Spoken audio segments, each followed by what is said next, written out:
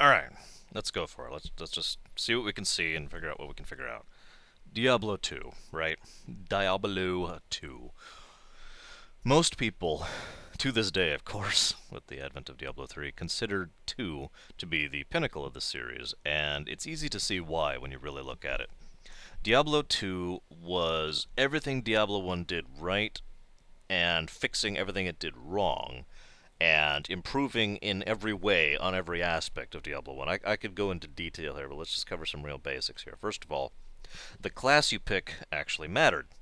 I didn't mention this in Diablo 1 review because it was just been a footnote, but it's worth noting when related to Diablo 2. In Diablo 1, the class you picked only mattered for 5 levels, 10, barely at all, basically, because you could customize your way out of being in your little class hole, regardless of class.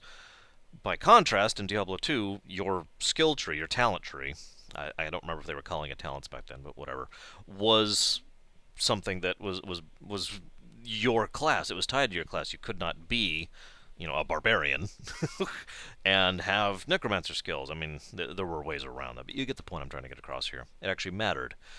On top of that is the fact that you actually had a great deal of branching, at least early on, in what you could do with specs. I distinctly recall the thrown weapons barbarian build, for example, which was hilarious. Or how about corpse explosion for the necromancer, which was only overpowered for a while. They actually had to nerf that one. I actually agree with that nerf, as much as I hate myself for saying it, because that was ridiculously strong.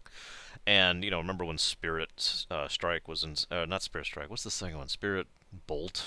It's not the spear. It's the one that goes kind of like that. That one was a little bit overpowered. That had to be nerfed. They buffed poison in response, though. Even after they nerfed and balanced and leveled things out, you still see several builds per class. Obviously, some are going to be more popular for the higher levels and the higher difficulties because Shrug, Hammerden comes to mind immediately, or how about the Boazon? But in either case, what ended up happening was we got the ability to branch out a little bit and experiment a little bit. Now, it did take them a while to iron out some of the problems with that. The concept of a respec was something that didn't exist at the time, and it was something we just kind of lived with. If you accidentally clicked a point, oops. If you accidentally went down a tree or got an unnecessary point or whatever, oh well, you were kind of screwed out of that. However, it is worth noting that unless you were going for one of the truly, hardcore builds, one of the ones that was required for the highest for hell difficulty and all that, it didn't matter that much because ultimately all you had to do was go gain another level because you had 99 levels to play with. And that was another excellent design choice. Giving the player that level of freedom meant that you had a little bit of wiggle room before they finally did introduce the respec concept into the game, which, in my opinion, was a good move. On top of that is the fact that they added a freaking run button. Oh my god, that was glorious. Even though it took stamina. You know what? I'm good with it. Ah, just run. We're free. Okay, hang on. We need to walk for a bit. Okay, we can go. So many treads of Chthon. I still remember the item. The treads of Chthon were like one of the most valuable items in the first year or so of Diablo 2. So people were trading them left and right, myself included, and getting them for every alt I could because it increased your move speed and increased your stamina. Or maybe it was your stamina regen or something. It did something to make it so you could run more. That was it. Run more and run faster. And that was all it needed to do. That was all that was required of it. Move faster. The end. I was with it.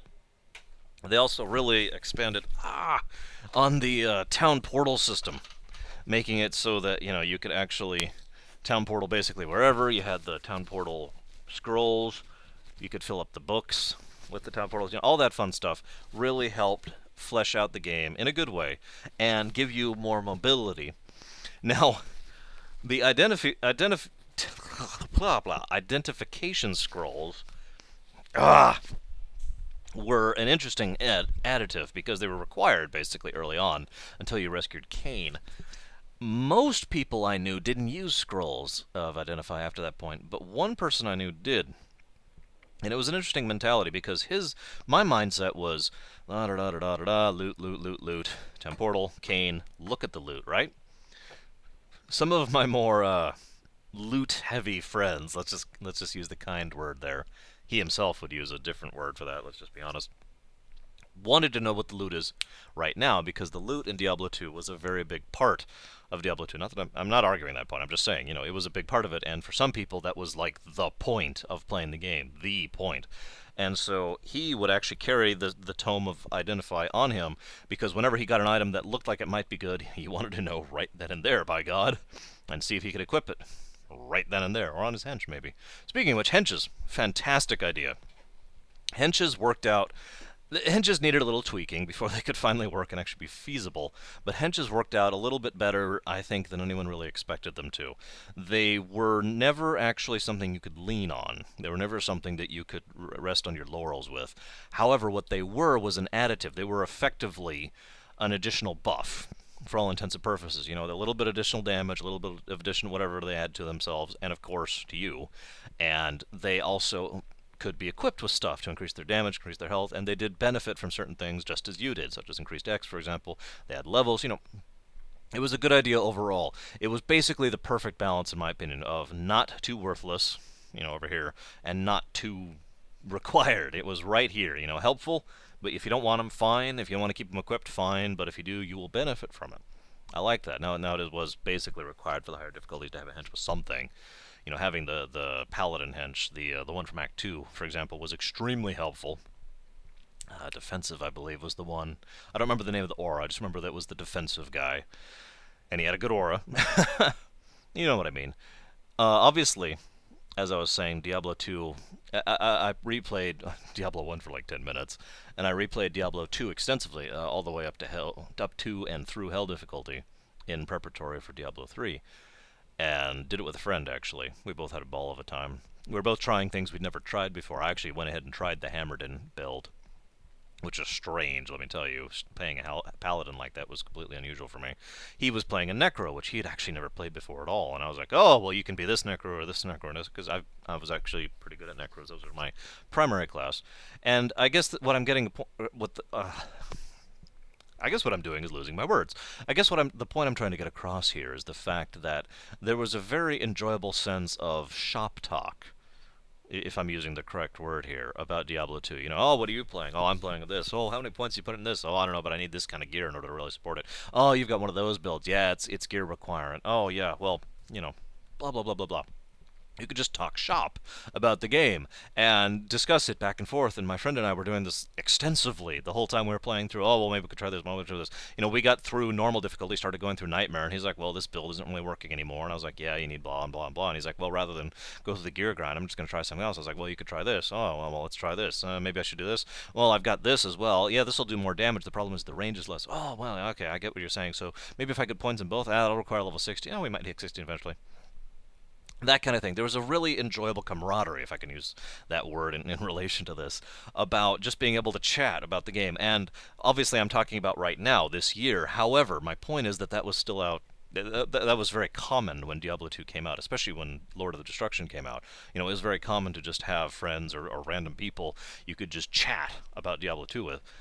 Speaking of which, and one of those venues for chatting was the revamped and improved BattleNet, which was completely better than it was in Diablo 1 or in StarCraft for that matter. Awesome, awesome setup. Worked fantastically, really helped get rid of a lot of the cheaters and a lot of the hackers. Not all of them. I'll freely admit, it wasn't 100%, nothing is.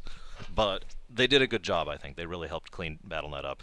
I remember distinctly when Diablo 2 finally did come out, me and several friends of mine were debating, okay, do we do a TCP/I game? Do we do a LAN game? Or, which is the same thing, basically. Or do we actually play on BattleNet? And it was a big decision for us to make because we all had such terrible memories of BattleNet and Diablo 1. And we're like, okay, let's give BattleNet a try. No issues, no problems. The switch of you have to say I agree to PvP with you if you're going to PvP with me was an excellent decision, I think. Non-enforced PvP is something I'm always in favor of. While I enjoy PvP, I don't enjoy being forced to PvP when I don't feel like it, is basically what I'm saying here. And that was a good change, I thought. And the way you could go through with duels, some of the duels we had in the game were epic. Waypoint hopping, town portal hopping, just flinging items, refreshing, and then doing this, and oh god, duels that would last minutes upon minutes upon minutes, which doesn't sound like a long time, but when the whole time you're like, oh my god, it was awesome and it was epic and I loved it. Good game for PvP. In some cases, it was a little bad game for PvP because some classes and some builds were a little bit ridiculous. The Hup Barbarian. To this day, we call it that. The Hup. You probably anybody in the audience who's watching this probably knows exactly what I'm talking about. Hup, hup, hup. It was the jumping barbarian. Basically, I don't even remember the name of the attack. It was the leaping attack one, which is like the third one down or whatever. A little bit ridiculous, but you could get around that, especially if you were, I don't know, a poison necro like I was. You get the point. There was lots of fun with that. I also enjoyed doing that with my sorcerers. PvP was a very enjoyable aspect of Diablo 2. The loot, of course, was expanded exponentially. Not only did we have whole different tiers and types of loot and craftable loot and set items and so much. They added so much. The loot became such a focus of Diablo 2, so much more than it was in Diablo 1. They took all the innovations they'd made in that game and said, let's do that times 52, and they went and it just went everywhere. It was awesome. They really added an excellent degree of an excellent balance between static loot, the set items, the unique items, and the fact that they would always drop off of. I'll get to that in a second. But, static items and random items, and the fact that random items could be better than statics, but statics were more guaranteed. And, of course, you had the gambling, which they added in, which was an excellent money sink for the game. It did eventually become a little bit unnecessary, but for a while there it was very effective at being an in-game money sink. And on top of that, we had, actual vendor purchase stuff, which surprisingly enough, every now and again you'd go through the vendor and there would be a good piece of gear in there. Holy crap, yeah, I'll go buy that. Adding the bank was an excellent idea. So much of what they did with the inventory and the loot was an excellent idea. Every single thing. I could just go down and start listing at this point. Yes, yes, yes, yes, yes. Every single one of them. But one of the things I really want to talk about is how do I put this? The formula. This is one of those secret weapons of game developers. I'm just going to let you guys know at this point now. The formula is something that is by design modular and dynamic. Something that that you don't have to change ever, because the formula by itself takes into account change. Diablo 2 is probably one of the best examples I've ever seen this ever. I keep waiting for an MMO to do this, because this would be relatively simple to code. It would require a lot of basic work. It would require a lot of grunt work, if I might put it like that. But it would be marvelous if they actually did that. Every single drop in the game relies on an effective item level, basically. I don't remember what they actually call it in Diablo 2, but that's essentially what it is, an effective item level of you at the moment a mob dies. Now, that item level is determined by your level, by the mob's level, by the relative difficulty, and by how many things are in the game at the time, how many players are in the game.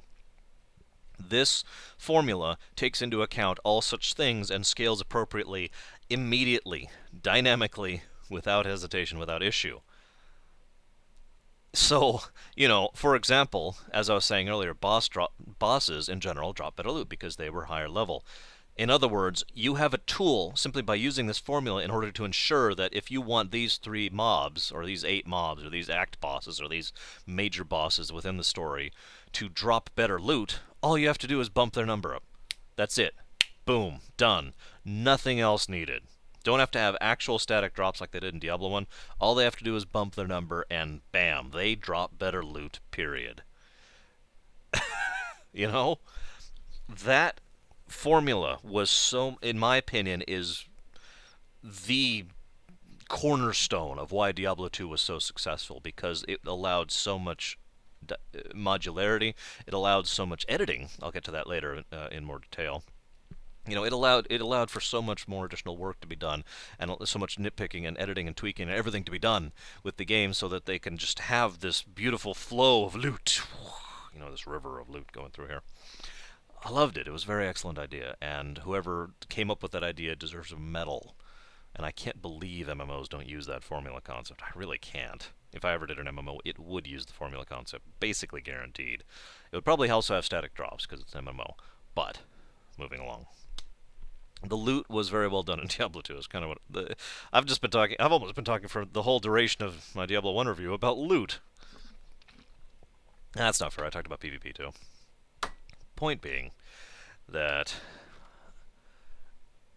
everything they did in Diablo 2 was something that, in my opinion, was an improvement. I don't think anything in D2 versus D1 was a detractment.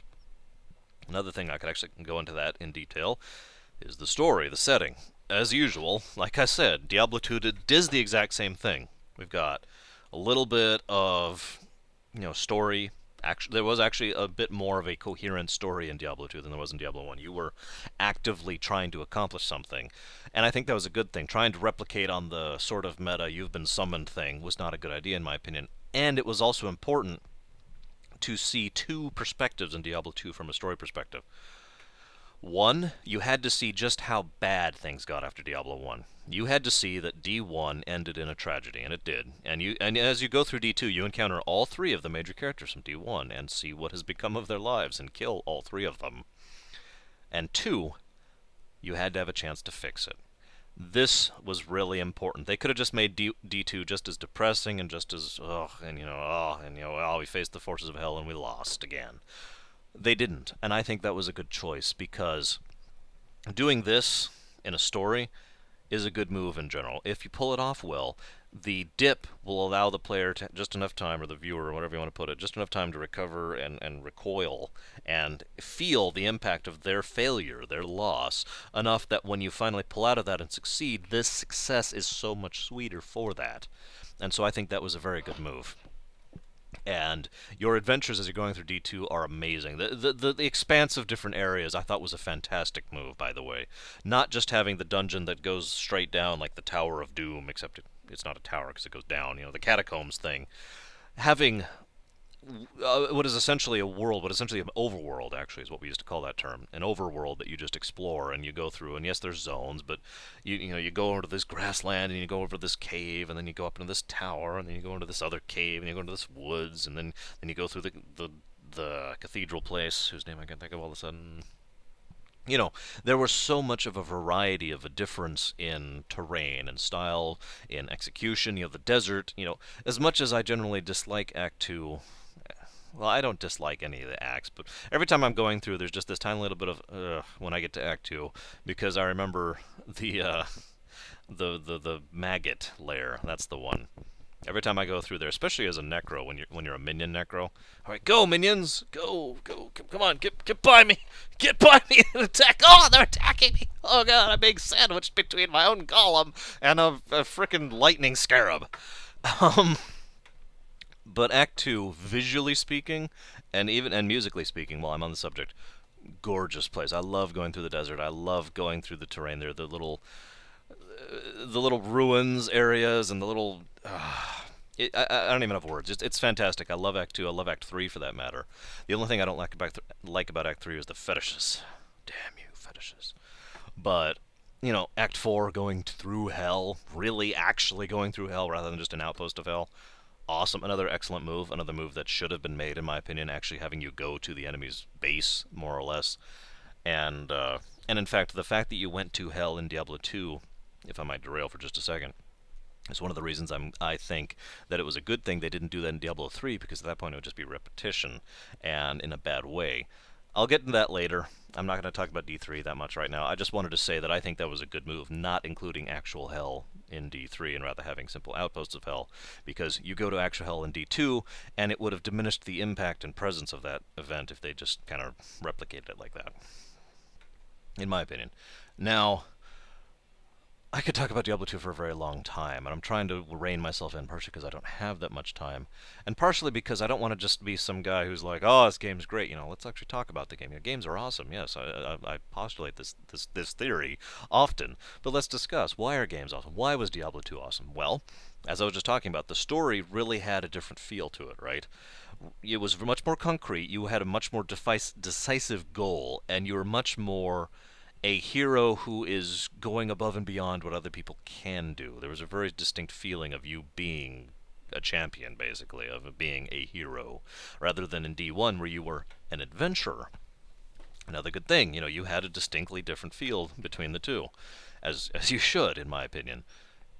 In D2 also, as much as you are following in the trails of the D-Man and, the Dark Wanderer, and are it would almost seem like you're failing, but the truth is in D2 you succeed more or less at everything you do. You walk into a situation, excellent example, Act 1. You walk into this camp. This camp is downtrodden, hurt. They're on their wits' end. They're running out of resources and food and people, and they're basically at the end of their rope. You walk in there, destroy Act 1, and by the end of it they're ready to reclaim their land. Their enemy is gone. All of their sisters have been slain, and I mean that in a good way. They are now free to.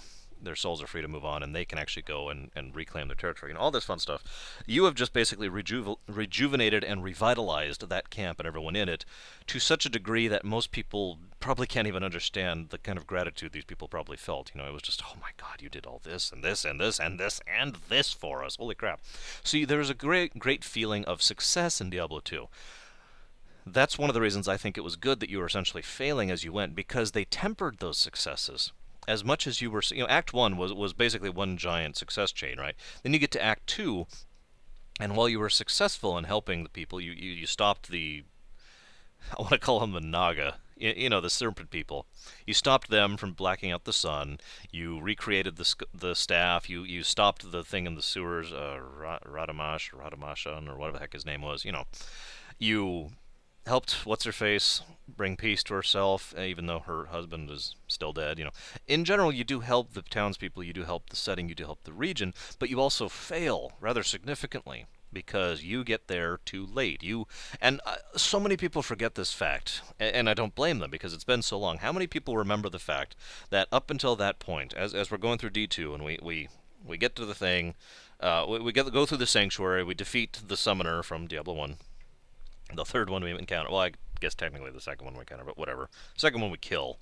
And find the true rune, go to the true tomb. We go through the tomb and we think, alright, and now we're going to find Baal, and we're going to make sure Diablo doesn't reach him. And you go in, and the first thing you see is this giant, insect-like, claw-armed doom guy charging forward who has only one line in the whole game, which is looking for Baal. And he just charges forward. Ka-kong, ka-kong. That was such a shock moment for those of us who, again, actually paid attention to the lore and the story and were following what we were doing and playing that for the first time. It was just like, oh God, what? And there's just all this sudden, and just based on the way it was presented, it was very clear very quickly that this was another one of the lesser evils, just like Andariel was. And so Duriel goes through there and he just, and of course that's one of the most brutal and difficult fights in the game, in my opinion. Arguably the most brutal and difficult fight in the game, because you're not strong enough to be able to do all the tricks you'll be able to do later. And he hits like a truck. And that's all he does. He hits like a truck and he does cold, which slows you. Hit, slow, and you're dead. And he could two-shot a caster, too. Or one-shot. And so that whole sequence was extremely well done and really brought you low. And then you encounter Tyrael, who says the lines, thank you for my rescue, but I did expect you sooner. And then we see the video, and then we find out just how much we kind of screwed up, and the fact that Baal and D-Man are now off, free to do whatever they want.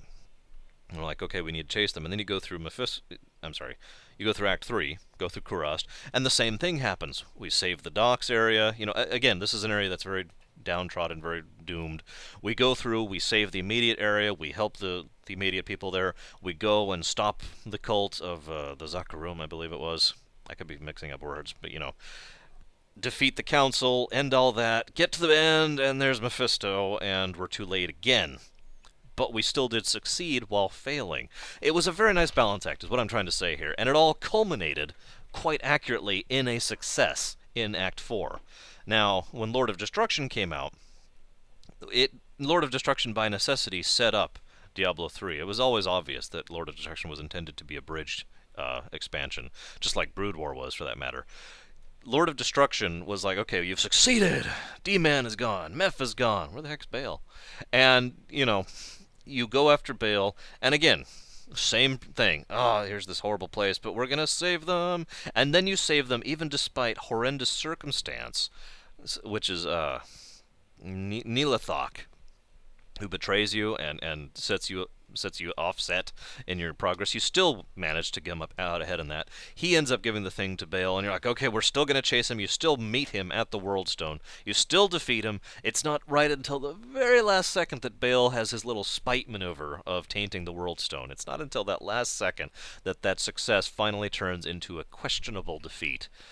And we were so many people had no idea. Unlike the end of Diablo 1, which was very clear what had happened. The this thing was very clear, very obvious to anyone who'd watched the lore and anyone who'd followed what was going on.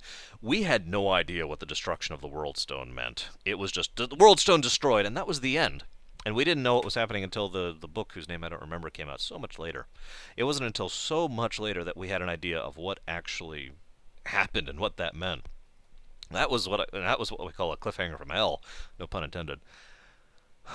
My point I'm getting to in all this is the ramping of the D2 story very successfully escalated as it goes through. It very successfully, it's something I'll talk about in D3 as well, it very successfully escalated both the scope of the threat you're facing and the level of success is compared to the level of failure that you experience, both of which are an important thing to feel in such a thing, because you can't always succeed, that'll get boring, and you can't always fail, that'll get depressing. See what I'm saying here? So that's why I think the story of D2 as a construct, as a mechanic, did succeed. I do think it was a successful endeavor. On top of that is the fact that the world was fleshed out so much more. D1 was this tiny little box over here in the corner. You can barely even see this, I'm sure. Just this tiny little box right here. And then D2 was like, we see so much of the Tristram area of the Westfold, I believe, is the name of the region. We see the deserts around Loot Golain and find out about the jewel and the sea, and we hear about the kingdoms across the sea. Speaking of which, we go to the kingdoms across the sea. We actually go to Kurost and find that area. There was so much fleshed out there. And of course, we actually go to Hell, as I mentioned before, and finally up to Ariat with the World Stone. All of these areas, every single step of the way, again, the voice acting thing, everything was voice acted, 100% of it, and we got voice acting galore. For those of you who wanted to actually learn more about the setting, it was there. It was there to be listened to if you didn't feel like reading. You could just listen to this guy, talk to everyone at every point and every quest, which was a little bit of a chore. But the reason it was a little bit of a chore, I agree with. The reason is so that it is not forced upon you. It's that sideline thing I was talking about back in Diablo 1. This is the story. This is the background. This is the setting. It's a background plot that's there so that when you're playing the game, it's optional. And I like that. And it worked beautifully with D2 because, again, D2 had so much more focus on the loot and so much more focus on the levels and your specs and everything like that. The gameplay of D2 was expanded upon like 5-fold at least, or 52-fold, as I said earlier, Worked very well. Now, oh my goodness. Actually, what else do I have to talk about D2? I mean, I could talk at great length, but, I really want to discuss this game. For example, let's go ahead and go with this. One of the things I think they did very good was they would support the game for a long time. Patch 1.10, for example, came out really, really far along, well after the game had come out. And that was... It felt like a little token to some people. I know some people were complaining about that, but then again, people complain about anything. Here's $1 million. Oh, I see how it is. You give me $1 million. I swear sometimes people would complain about that. Not me, though. No, what I would say is, holy crap, you're actually still supporting this game after all this time. And they added new content modes, they added new functionality, they added the events that happened in BattleNet, where they were like, okay, people as of this time have gotten so powerful in spec and gear, and they've theory crafted everything, they've reached the top 0.001%. Let's go ahead and start throwing out some really hard stuff that gives the really good loot. You know what I mean? They invented loot for this stuff. Brand new loot types, and that was awesome. I loved that. I love that idea. Speaking of fantastic ideas that they added in D2, if I might be so, if I might segue for a moment, hardcore mode I think was a fantastic idea. A, it was optional, always a good thing. B, it changed the way the game played considerably. Anyone who's played D2 understands and knows that accepting death and actually, I hate to say this, but basically embracing death is something that most people got used to. There's this reason the term corpse bombing exists. or graveyard rushing is usually what's called in an MMO, but it's the same concept. Ugh, okay, go back. Ugh, okay, go back. Ugh. That kind of thing was a viable strategy, and a common one, I might add, especially on Duriel. And not only that, but you didn't go. Most players that I knew, myself included, did not go that far out of your way in order to not die because it just wasn't worth it. There's a reason we would have the two players doing the one-off town portal thing.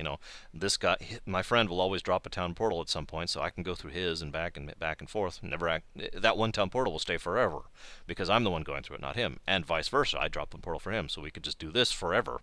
And so it was a very common thing to just die frequently when you're playing hardcore mode. All of that gets thrown out the window. All of a sudden, you're actually carefully thinking about your strategy. You're focusing on certain stats that you wouldn't otherwise. The points you're putting in every level is different. The spec you're actually picking is completely different. You're looking at completely different gear. Everything, your mindset, your mentality, your outlook, and your playstyle all completely changed in hardcore mode. It basically made it a different game, and I liked that a lot, actually. As much as it sucked the first few times, if you stuck with it, it was awesome. Now, I'm going to go ahead and talk about D3 for just a second because I think it's such a shame that I just don't have the free time I used to.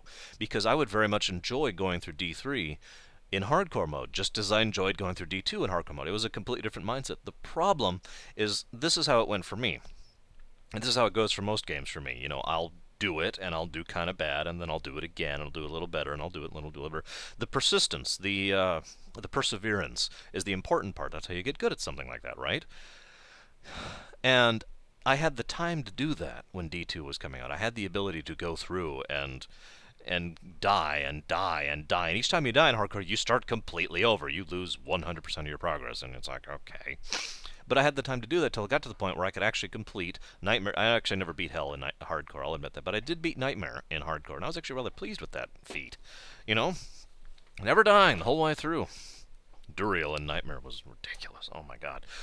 But you get my point, right? And it was rewarding, it was fun, it was enjoyable. I really liked the addition of that mode. I think it was a very good move on their part, and for the reasons I listed, because it was a different game. Basically, it was effectively another game, because of how different everything was from that perspective of don't die. Now, on top of that is the fact that the how do I put this?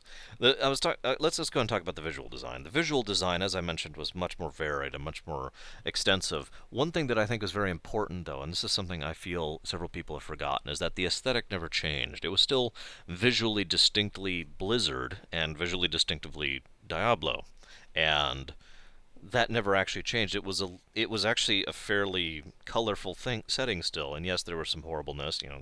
The Durons of Hate comes to mind, but that's always been a part of Diablo. It's always been a thing there, and it's always been window dressing, if I could put it in such terms. It's always been something that's there for the decorum, and the game as a whole, especially in Diablo 2, was so much more lush. You got so much more, the forests and the plains and the hills and the deserts and the rocky mountains and the cliffs, there was so many more terrains that you saw. There was so much more variety in the graphics and in the aesthetics thereof, and it really helped flesh the game out in a big way, in my opinion. Now, and the music, oh god, Diablo 1's music was not bad. Diablo 2's music, though, was actually really good, in my opinion. And here's the main reason why. With the exception of the Tristram song, which was the Tristram song, it was put in there on purpose for that reason. The music in D2 was very ambient. I mentioned this back in my Mass Effect review. There is nothing wrong with song that is pure ambiance. Quite the contrary, there is something to be said for that for a game, especially a game that is going for gameplay, right? And so while you've got setting over here and you've got story over here, you've also got this little aura, or whatever you want to call it. It's just, I'm trying to think. It was a rainbow. Let's make a rainbow up here or something, made of unicorns. And this is still the focus. This is always the focus. And if they had music that was designed to be more focus of if they had, say, Final Fantasy style music or Chrono Trigger music or something like that, it would be too much. It would be too much of a focus. It would be too much of a distraction. It would be something more than just adding to the background.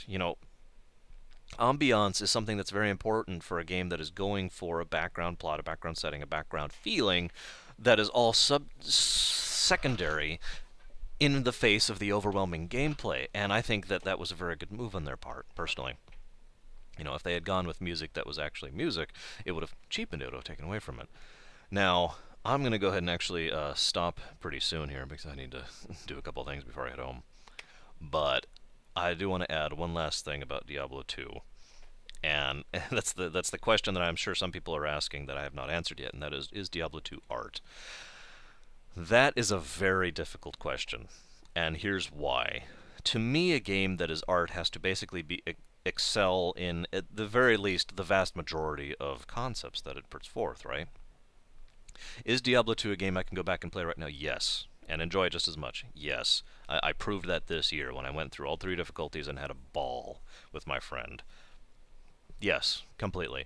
Does it have a good story? Yes, it does. I actually made a point of talking to every NPC this time around. My friend was kind enough to wait for me as I listened to every NPC at every point in time for the game, and really got to enjoy the story a second time because it's been so long since I've done that. So many times on replays, we just kind of, yes, yes, yes, okay, accept, yep, accept quest, yep, yep, go. You know, I'm sure most people do that. And so it was really enjoyable to enjoy the story again. Are the graphics still good? Yes. Is the music still good? It's very appropriate. I'm not going to say it's good, but it's definitely what it should be. Is the difficulty significant enough without being too much? Yep. And so I'm left with this question: is it art? Is Diablo 2 art? Now, the reason I'm hesitating on this point, and I'll give the answer, I'm kind of stalling tactic, I'll admit it.